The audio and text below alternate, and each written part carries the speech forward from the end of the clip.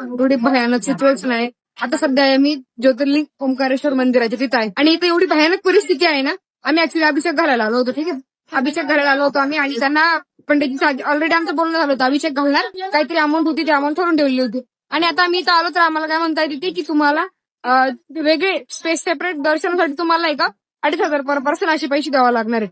ठीक आहे, 2,500 पर पर्सन द्यावं तर लागणार, तेव्हा तुम्हाला दर्शन. आणि नॉर्मल लोक जे आहेत, जी पूर्ण ओंकारेश्वरची जी बिल्डिंग आहे की पर्वत आहे का, त्यामध्ये पूर्ण भरलेला आहे. म्हणजे अक्षरशः आता जर 12 लागलं तर 6 वाजता दर्शन होतील, एवढी गर्दी आहे. म्हणजे नॉर्मल लोकांची काही व्हॅल्यू नाही. तुम्हाला पैसा कमवणं खूप महत्वाचं. पैशाने सगळेच कामं होतात. असं वाटतं की पैशाने सगळं ते होत नाही, पण होतंय. ती गोष्ट मात्र खरी आहे. तू पैसा फेकला तुम्ही डायरेक्ट द्यावं पैसे. नॉर्मल माणसाची काही व्हॅल्यू नाही इथं. दर्शन घेतलंच नाही. काय अर्थ, असे दर्शन घेण्यात की अर्थ पण नाहीये.